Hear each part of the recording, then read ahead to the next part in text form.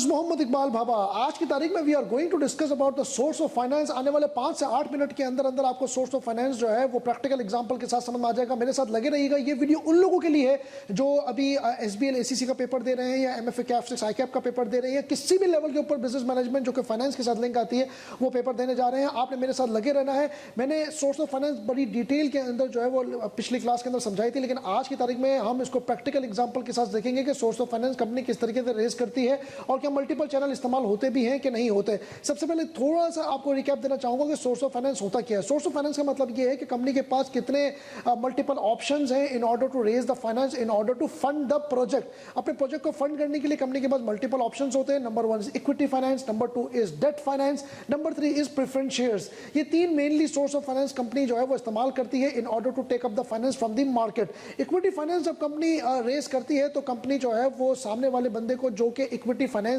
Company को दे रहा होता है, इक्विटी फाइनेंस के जरिए तो कंपनी सामने वाले बंदे को शराकतदारी में जो है ना वो लेकर आ जाती है। कंपनी उसको ओनर बना लेती है, बोर्ड ऑफ डायरेक्टर में शामिल कर लेती है। जब कंपनी डेट फाइनेंस का इस्तेमाल करती है तो सामने वाले बंदा जो है वो कंपनी का क्रेडिटर बन जाता है, कंपनी उससे लोन लेती है और उसको हम डेट होल्डर कहते हैं।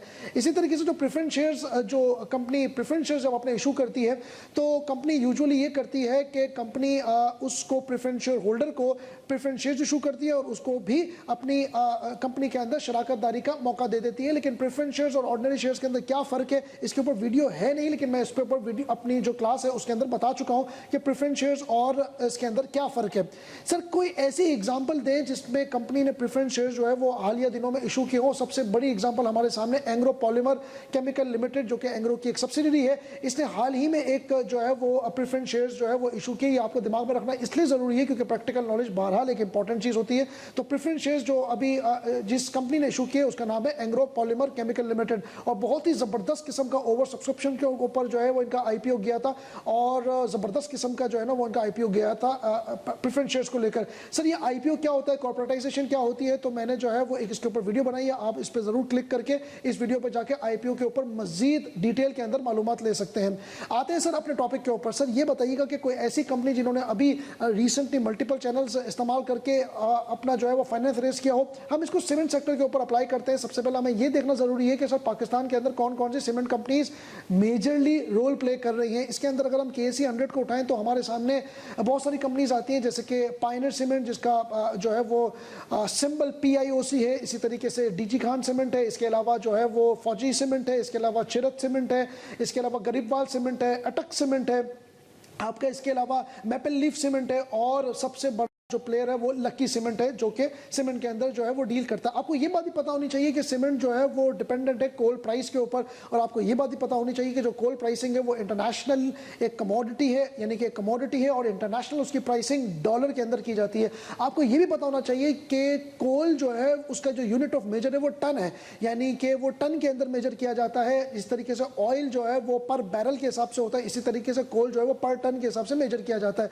यूजुअली कोल की जो प्राइसेस हालिया दिनों में हमने देखे हैं जो कि यूजुअली इसकी एवरेज प्राइस होती है वो $100 पर टन के हिसाब से जो है वो कोल आपको बिकता है। और आज की तारीख के अंदर चूंकि कमोडिटीज के प्राइसेस, चाहे वो ऑयल हो, चाहे वो ये अपना WTI हो यानी कि ये ब्रेंट हो या आपका जो है ये WTI हो या कोल हो, सब कमोडिटी के प्राइसेस जो है वो इंटरनेशनली बढ़ चुके हैं। और इसी तरीके से कोल के प्राइसेस जो कि $100 पर टन में मिलता था अब वो $140 या $150 पर टन में मिलता है। तो जाहिर सी बात है जब कोल आप इंपोर्ट करेंगे जिसकी बेसिस के ऊपर आपकी सीमेंट की प्रोडक्शन होगी तो अल्टीमेटली सीमेंट महंगा होगा और अल्टीमेटली कंज्यूमर को आप वो चीज पास ऑन नहीं कर सकेंगे तो आपके ग्रॉस प्रॉफिट मार्जिन रिड्यूस होंगे।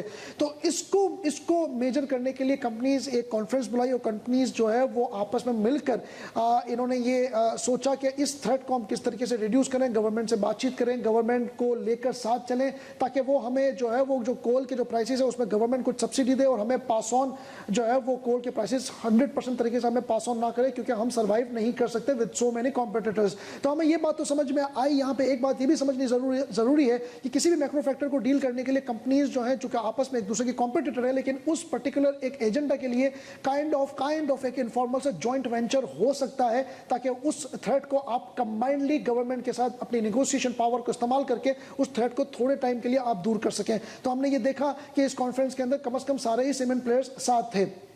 एक काम तो ये हुआ।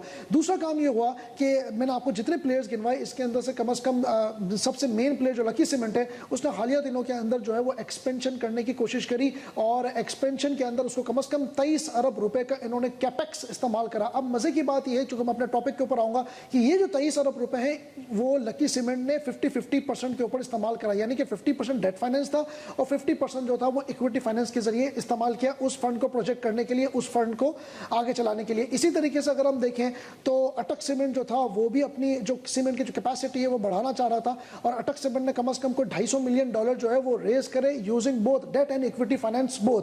तो हमने ये देखा कि जो दो कंपनीज है उन्होंने दोनों सोर्स ऑफ फाइनेंस इस्तेमाल करके प्रैक्टिकली हमने चीज देखी कि उन्होंने अपने फंड को प्रोजेक्ट करा। एक हमारे पास एक और भी जो है वो कंपनी है by the name of the Garibwal cement. And Garibwal cement जो है वो उसने क्या किया कि उसने सिर्फ और सिर्फ डेट फाइनेंस इस्तेमाल करा और स्टेट बैंक की जो है वो एक स्कीम है by the name of turf, उसने कम से कम उस टर्फ का इस्तेमाल करके कम से कम 5 अरब जो है वो रुपीस इकट्ठा किए in order to fund the project. और हमने ये देखा कि इस कंपनी ने सिर्फ और सिर्फ जो है वो डेट फाइनेंस इस्तेमाल करा। तो इस तरह की बहुत सारी हमें एग्जांपल्स मिलती हैं माजी के अंदर और पास्ट में और करंटली भी मिलती हैं कि कंपनी ने या तो डेट फाइनेंस इस्तेमाल करा या प्योरली इक्विटी फाइनेंस इस्तेमाल करा या दोनों इस्तेमाल करे या प्रेफरेंस शेयर इस्तेमाल करके फाइनेंस को रेस करा के ओवर सब्सक्रिप्शन पे गए।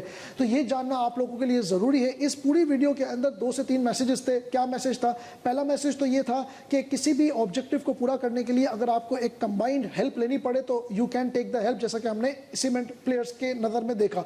दूसरी जो चीज़ है वो ये है कि मैक्रो फैक्टर कभी भी किसी को भी हिट कर सकते हैं और जो भी कमोडिटी प्राइस जिसके ऊपर आपका फिनिश प्रोडक्ट डिपेंड करता है, अगर वो ऊपर नीचे हो गई तो आप जो है वो आपके ग्रॉस प्रॉफिट मार्जिन जो है वो हिट हो सकते हैं, आपके ग्रॉस प्रॉफिट मार्जिन जो है वो रिस्क पर आ सकते हैं।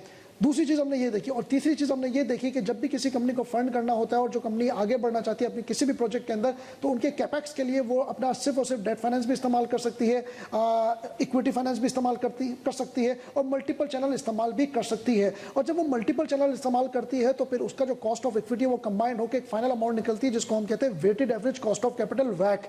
तो यहाँ तक आप लोगों को समझना जरूरी है कि वैक किसको कहते हैं, कॉस्ट ऑफ इक्विटी और कॉस्ट ऑफ डेट फाइनेंस किस तरीके से कंपनी जो है वो इस्तेमाल करती है। तो उम्मीद करता हूँ कि ये वाली वीडियो प्रैक्टिकल आप लोगों के लिए साबित हुई होगी। मजीद वीडियोस देखने के लिए चैनल को सब्सक्राइब करें और बहुत ज़्यादा अपना ख्याल रखें। Thank you so much for watching this video. अस्सलाम वालेकुम।